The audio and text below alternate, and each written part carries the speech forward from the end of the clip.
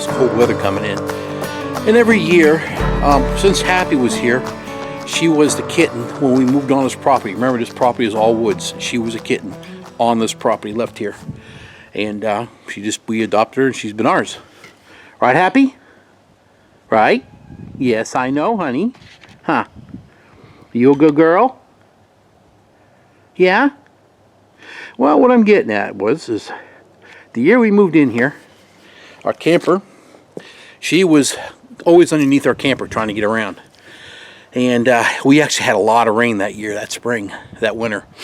And she was getting drenched. And it got real cold. And I know I did a slide video, I believe, of how our camper, we had wood surrounding our camper to keep it from freezing underneath. Well, I made her a little cat house then. And this is it.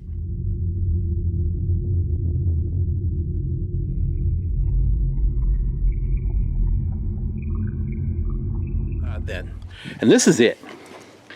This is basically what it was, but that does go on top. But I had a real long overhang to it. It was like that much further over. And that was so the water wouldn't run through. Well, I put that on the ground, and that's where she stayed. Outside. That was her deal. Well, Happy does not like going in the house at all. She's petrified of it, and she climbs straight up stuff. She went up my ladder when I was on a chimney, when I went up there just a while ago. She is not a house cat at all, ever. And she would be climbing our walls. So every year, that's Happy's bed for in the garage. It has a heater. And you have a little flat heater to it. It's right there. Every year we put a new bottom in it or shake it out, flip it over. This is what I found. This bed was in back of my Mountaineer. Remember I told you I was storing things in it last week? Well, that was in there. So here's the heater. I gotta fix that wire down there. I cut it last year. But so she has a heater, and I also, when I put that top on, I also have all this stuff here. Her house goes against here, and then I put all this stuff on top of it, so it insulates the top also. So when I plug it in, and it's from as of today, she will be plugged in all winter, and she knows where her little home is. She does not like being out in the cold anymore. So sometimes late in the day, she's either wadding in the garage or on her own running into it, or she wants us to put her in and close the door behind. So now she knows. I already put her in there. She was laying down in her bed a few minutes ago. I was trying to get the camera ready to show, and she seen me walk away, so she jumped out. But yeah, I'll put the roof on it so you can see what it looks like, what we've got. And that's her little bed for wintertime. You know, that's what she wants, and she loves it in there. She stays warm. I mean, it's because it's so close. It's so confined. And that heater works and all those comforters.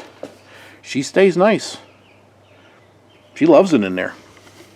All right, let me put this top on and I'll show you what it looks like with the top on.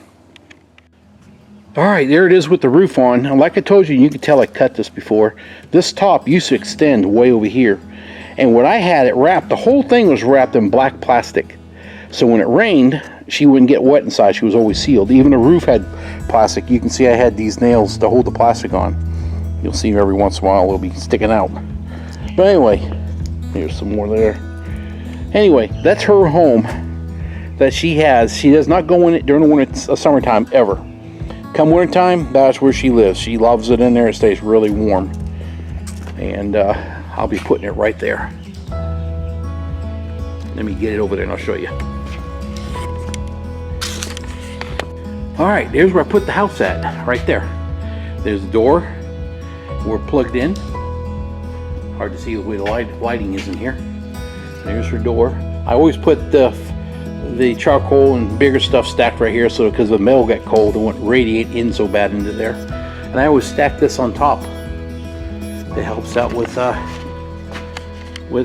insulating the top part. But there it is.